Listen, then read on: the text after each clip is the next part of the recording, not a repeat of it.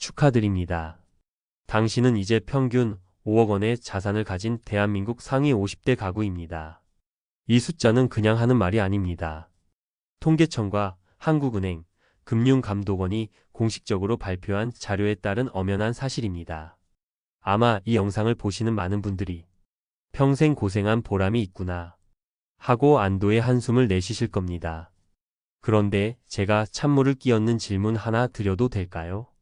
그 5억 중에 지금 당장 오늘 밤에라도 가족 병원비나 급한 생활비로 꺼내 쓸 수 있는 돈은 과연 얼마입니까? 한 일간지의 분석에 따르면 50대 순자산의 무려 76%가 아파트 같은 부동산에 꽁꽁 묶여 있다고 합니다. 즉시 현금화할 수 있는 금융자산은 고작 22%, 약 8,400만 원에 불과하다는 충격적인 현실. 우리는 어쩌면 자산은 있지만 현금이 없는 이른바 현금 없는 부자의 삶을 살고 있는지도 모릅니다. 여기 평생을 성실하게 살아온 한 남자가 있습니다. 60대 초반 대기업에서 정년퇴직한 김성호 씨 이야기입니다. 김성호 씨는 퇴직연금 덕분에 매달 150만 원의 연금이 꼬박꼬박 들어왔습니다. 여기에 20년 넘게 부어온 국민연금에서도 매달 60만 원 정도가 나왔죠. 합치면 월 210만 원. 아내와 둘이 아껴 쓰면 그럭저럭 살만하다고 생각했습니다. 무엇보다 그에게는 시가 10억 원짜리 수도권 아파트 한 채가 든든하게 버티고 있었으니까요. 연금으로 생활하고 집은 나중을 위한 진짜 보험이지. 그는 그렇게 안락한 노후를 꿈꿨습니다. 하지만 현실은 생각과 달랐습니다. 월급과 달리 연금 210만 원은 더 이상 늘어나지 않는 고정된 금액이었습니다. 물가는 무섭게 오르는데 소득은 그대로니 퇴직 몇 달 만에 생활이 생각보다 팍팍하다는 것을 느꼈습니다. 과거처럼 마음 편히 외식 한번, 친구들과의 약속 한번 잡기가 망설여졌습니다. 진짜 충격은 다른 곳에서 찾아왔습니다. 퇴직 후 피부양자 자격을 잃고 지역가입자로 전환되자 매달 25만 원이 넘는 건강보험료 고지서가 날아오기 시작한 겁니다. 소득은 연금이 전부인데 10억짜리 아파트라는 재산 때문에 건보료가 높게 책정된 것이죠. 매달 연금의 10% 이상이 세금처럼 사라지자 그는 큰 충격을 받았습니다. 결정적인 위기는 아내가 갑작스럽게 수술을 받으며 찾아왔습니다. 급하게 목돈 2천만 원이 필요했습니다. 하지만 매달 들어오는 연금으로는 어림도 없었고 얼마 안 되던 비상금은 이미 생활비로 야금야금 사라진 뒤였습니다. 현금이 없었습니다. 10억짜리 집을 담보로 대출을 알아보려 은행에 갔지만 은퇴 후 소득 증빙이 어렵다는 이유로 한도가 나오지 않았습니다. 결국 그는 자식에게 손을 벌릴 수밖에 없었고 평생 지켜온 자존심에 큰 상처를 입었습니다. 김성호 씨의 이야기가 남의 일처럼 들리시나요?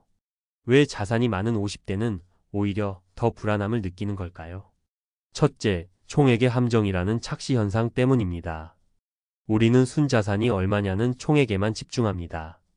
하지만 한 전문 연구기관의 보고서에 따르면 50대의 금융자산 비중은 16%대에 불과할 정도로 부동산 쏠림 현상이 심각하다고 지적합니다. 자산이 아무리 많아도 현금 흐름이 막히면 결국 소비를 줄일 수밖에 없는 구조적인 문제에 봉착하게 되는 겁니다. 둘째, 부동산 불패 신화라는 강력한 심리적 장벽 때문입니다. 그래도 대한민국에선 집이 최고지. 이 믿음 때문에 자산 구조를 바꿀 생각을 아예 못합니다. 집을 파는 것을 마치 실패한 인생처럼 혹은 자식에게 물려줄 유산을 없애는 것처럼 여겨 강한 심리적 저항감을 느끼는 분들이 많습니다. 셋째, 진짜 부자와의 결정적인 차이를 인지하지 못하기 때문입니다. 한 금융지주 경영연구소의 보고서에 따르면 우리가 부자라고 부르는 사람들의 자산은 부동산 55%, 금융자산 39%로 훨씬 균형 잡혀 있다고 합니다. 핵심은 자산의 총액이 아니라 자산의 질과 유동성에 있었던 겁니다. 그렇다면 이 딜레마를 극복한 사람은 없을까요? 여기 부동산 다이어트로 제2의 인생을 찾은 박수진 가명 씨의 이야기가 있습니다. 박수진 씨 역시 김성호 씨와 비슷한 상황이었습니다. 60대 초반 순자산 7억 원 중 6억 원이 지방광역시의 아파트 한 채에 묶여 있었죠. 은퇴 후 건강보험료와 생활비 압박에 숨이 막혀왔습니다. 처음에는 망설였습니다. 그래도 명절에 자식들, 손주들 오면 다 같이 잘 방은 있어야지. 하지만 그녀는 곧 결심했습니다. 1년에 고작 몇 번 안 되는 날 때문에 매일매일의 내 삶을 포기할 수는 없어. 그녀는 과감히 6억짜리 아파트를 처분했습니다. 다행히 1가구 1주택으로 장기 보유 특별 공제를 받아 양도세 부담은 거의 없었습니다. 그녀는 인근의 3억 원짜리 소형 아파트로 이사하고 차액 3억 원을 손에 쥐었습니다. 물론 중개수 수료와 이사 비용 같은 거래 비용이 들었지만 그녀는 이를 자유로운 미래를 위한 가장 확실한 투자라고 생각했습니다. 그리고 그녀는 포트폴리오를 새로 짰습니다. 확보한 3억 원 중 1억 원은 즉시 연금에 가입해 매달 40만 원의 고정 수입을 만들었습니다. 나머지 2억 원은 IRP 계좌와 개인연금에 나누어 놓고 안정적인 배당주 ETF 등으로 포트폴리오를 구성해 직접 운용하기 시작했습니다. 결과는 놀라웠습니다. 매달 연금 소득과 이자, 배당 소득으로 생활비와 건강보험료를 충분히 감당하고도 남았습니다. 오히려 집이 작아져 관리비가 줄었고 무엇보다 손에 쥔 현금 덕분에 마음의 평화와 안정감을 되찾았습니다. 몇 년이 지나고 보니 새로 투자한 금융자산에서 나온 수익이 집을 옮길 때 들었던 거래 비용을 훌쩍 넘어서는 것을 보며 그녀는 자신의 결정이 얼마나 현명했는지 다시 한번 확신하게 되었습니다. 이제 여러분 차례입니다. 현금 없는 부자에서 탈출하기 위한 3단계 액션 플랜을 제안합니다. 첫 번째 단계, 내 자산을 해부해 보는 겁니다. 뜬구름 잡는 총 자산 개념은 이제 버리십시오. 오늘 당장 종이 한 장을 꺼내 부동산 자산과 금융 자산으로 나누어 적어보세요. 그리고 금융 자산은 다시 즉시 현금화 가능한 자산과 투자 자산으로 세분화해 보십시오. 이를 통해 내 자산의 진짜 유동성 현주소를 냉정하게 파악하는 것이 모든 것의 시작입니다. 두 번째 단계, 목표를 다시 설정하는 겁니다.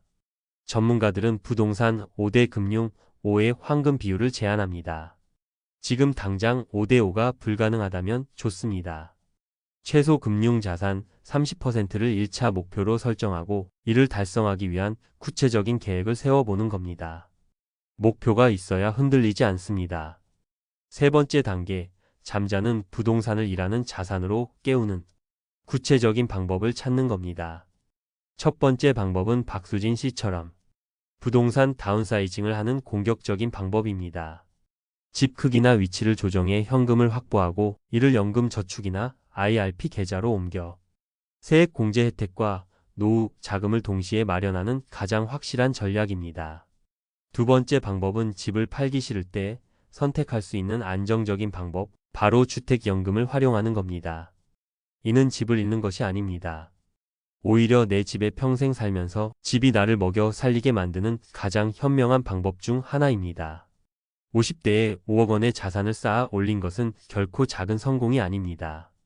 이 영상을 보시는 모든 분들이 흘린 땀과 노력의 결과물이라는 것을 저는 잘 알고 있습니다. 하지만 그 소중한 자산이 여러분의 남은 인생의 현금 흐름을 막는 무거운 짐이 될지, 안정적인 노후를 든든하게 뒷받침하는 진짜 자산이 될지는 바로 지금 당신의 선택에 달려 있습니다. 오늘 당장 당신의 자산 목록을 꺼내 보십시오. 당신의 빛나는 노후는 자산의 총액이 아닌 그 목록의 첫 줄과 두 번째 줄의 균형에서 시작됩니다. 오늘 내용이 당신의 미래를 고민하는데 조금이라도 도움이 되셨다면 구독과 좋아요 부탁드립니다. 여러분의 생각과 고민을 댓글로 나눠주시면 비슷한 길을 걷는 다른 분들에게도 큰 위로와 용기가 될 겁니다. 다음 영상에서는 더 깊이 있는 이야기로 찾아뵙겠습니다.